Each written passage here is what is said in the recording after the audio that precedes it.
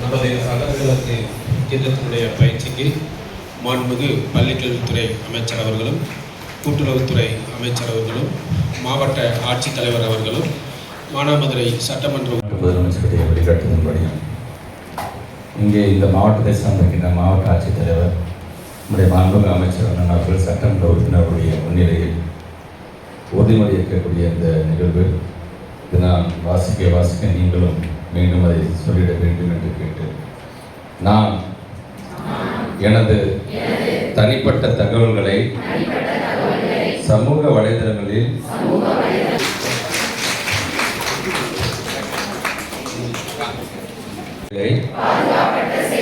பதிவிறக்கம் செய்ய மாட்டேன் என்றும் இணையத்தை விழிப்புணர்வுடனும் இணையவழி பிரச்சனைகளை கண்டு அஞ்சாது உரியவரிடம் தெரிவிப்பேன் என்றும்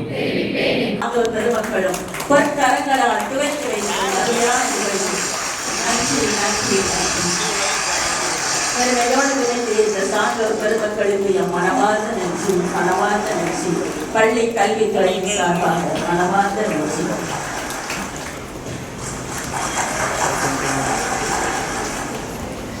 அமைச்சர் ஏற்பாடு செய்திருக்கிறார்கள்.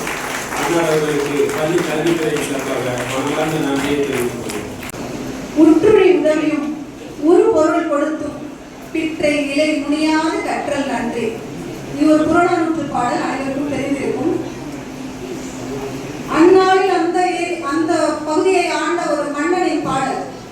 அந்நாளில் மண்ணை ஆண்ட மன்னனே கல்வியின் சிறப்பு பற்றி சொல்லும் பொழுது உற்றுழி உதவியும் ஒரு பொருள் கொடுத்தும் பிற்றை நிலை முனையாத கற்றல் நன்றி என்று சொல்லியிருக்கிறார். ஆனால் இன்று நம் தமிழ்நாடு அரசு உற்றுழி உதவ வேண்டாம், நீ ஒரு பொருள் கொடுக்க வேண்டாம், நீ படித்தால் மட்டும் போதும் என் குழந்தையே என்று குழந்தைகள் படிப்பதற்காக எண்ணும் எழுத்தும் திறன், இல்லம் தேடி கல்வி, வாசிப்பு இயக்கம் என எண்ணற்ற திட்டங்களை கொண்டு வந்து அந்த திட்டங்களை செயல்படுத்தும் அரசு அந்த திட்டங்களின் பயனை மாநில அளவிலான அடையும் தேர்வில் வென்றெடுக்கிறது. இந்த மாவட்டத்தில் உள்ள 1350 அரசு மற்றும் அரசு நிதியுதவி பெறும் பள்ளிகளில் 1085 பள்ளிகளில் நடைபெற்ற அடைவு தேர்வு 2025 நடைபெற்ற அடைவு தேர்வில் சிவகங்கை மாவட்டம் 3ஆம் வகுப்பில் மாநில அளவில் 11வது இடமும், 5ஆம் வகுப்பில் மாநில அளவில் 7வது இடமும், 8ஆம் வகுப்பில் மாநில அளவில் 8வது இடமும் பெற்று மொத்தத்தில் மாநில அளவில் 10வது இடத்தை பெற்றிருக்கிறது என்று எந்த அளவுக்கு டெடிக்கேட்டடாக அந்த 7 மணி நேரத்தை நம்ம செலவு செய்கிறோமோ ஒவ்வொரு நாளும், அந்த 7 மணி நேரம் என்பது ஒரு குழந்தை 7 தலைமுறைக்கும் தங்களுக்கே தெரியாம உங்களுக்கு நன்றி கடன் பெற்றவர்களாக அப்படிப்பட்ட மிக மகத்துவமான ஒரு பணியை செய்து கொண்டிருப்பவர்கள் தான் ஆசிரியர்கள் மக்கள். அதிலும் வருகை தந்திருக்கின்ற எனது தலைமை ஆசிரியர். கல்வி என்று வரும்போது எனக்கு ரொம்ப பிடிச்ச மாவட்டம் இந்த சிவகங்கை மாவட்டம். காரணம் இங்கே இருக்கின்ற ஹைஸ்கூல் அண்ட் ஹையர் செகண்டரி ஸ்கூலை சார்ந்திருக்கின்ற ஹெச்எம் இருக்கின்ற அந்த டீச்சர்ஸ்லாம் அந்த அளவுக்கு டெடிக்கேட்டட். நம்ம சொல்லணும் அவசியம் இல்லை. அவங்களே சனிக்கிழமை வருவாங்க, அவங்களே ஞாயிற்றுக்கிழமை வருவாங்க, அவங்களே இந்த குழந்தைங்களை வந்து தேர்வுக்கு தயார்படுத்தலாம். பார்த்தீங்கன்னா அந்த டெடிக்கேஷன் அப்படிங்கிறது எனக்கு ரொம்ப ரொம்ப பிடிக்கும். நிறையா நேரத்தில் அதை கேட்டுகிட்டே வந்து பார்த்தீங்கன்னா சும்மாலாம் டக்குன்னு 10ல் ஒருத்தராணிலாம் வந்துடுறது சாத்தியம் கிடையாது.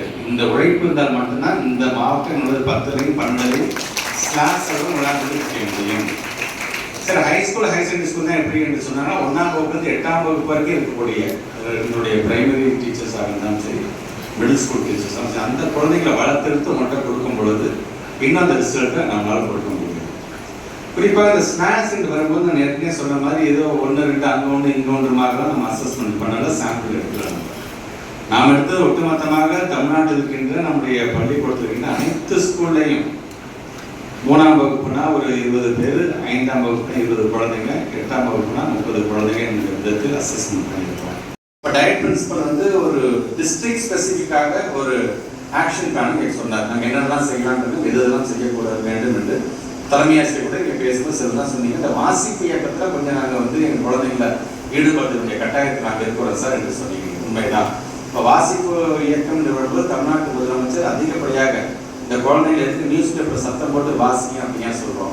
அல்லது இந்த நுழை, நட, ஓடு, பற என்கின்ற அந்த குழந்தைங்க சின்ன சின்ன புத்தகமாக கொடுத்து ஒரு நாளே நாள் எழுந்துள்ள புத்தகமாக இருக்குது, நிறையா படங்கள் உள்ள புத்தகம். இப்போ ஒவ்வொரு வேரியண்ட்டையும் நம்ம கொடுக்குறோம். நான் எந்த குழந்தையும் பார்த்தீங்கன்னா எடுத்த உடனே பிறந்தவங்க எந்த குழந்தையும் பேசப்படல, ஒரு சத்தத்தை தான் எழுப்ப போகுது. அதுக்கப்புறம் வீட்டில் உள்ளவங்க அப்பா சொல்லு, அம்மா சொல்லு அப்படின்னு சொன்னால் அந்த குழந்தைங்க அதை சார்ந்து பேச ஆரம்பிக்கிறாங்க.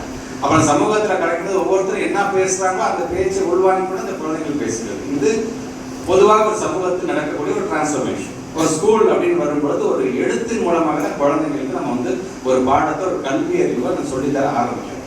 அப்புறம் பல எழுத்துக்கள் சார்ந்த ஒரு சொற்கள் மூலமாக அந்த குழந்தைங்களுக்கு ஒவ்வொன்றையும் புரிய வைக்கிறோம். அப்புறம் என்ன மாதிரியான விகுதிகளை நாம் புகுத்த வேண்டும் என்ற புகுத்தி அதன் மூலமாக அர்த்தமுள்ள வாக்கியமாக அந்த குழந்தைங்க எழுதவும் படிக்கிறதுக்கு நம்ம வந்து பழக்கம். இது மொழி பாடத்திற்கு மட்டுமல்ல, நான் சொல்றது ஆங்கிலத்துக்கும் தமிழுக்கும் மட்டுமல்ல, ஒரு கணக்கு பாடமாக இருந்தாலும் கொஞ்சம் கொஞ்சமாக தான் குழந்தை செய்வோம். அது சயின்ஸாக இருந்தால் கொஞ்சம் கொஞ்சமாக தான் அந்த கான்செப்ட் நம்ம கொண்டு போகிறோம். ஸோ அதை நாம் சரியாக ஃபோக்கஸ் பண்ணுறோம். வந்து ரொம்ப பின்தங்கிய ஒரு மாவட்டம். அப்படிப்பட்ட மாவட்டத்தில் இருந்து அதிக மாணவர்கள் 7.5 இடஒதுக்கீட்டில் 5 பள்ளிகளுக்கான கட்டிடங்களை கொடுத்து நபார்டு மூலமாகவும், அடுத்ததாக நாம் பள்ளி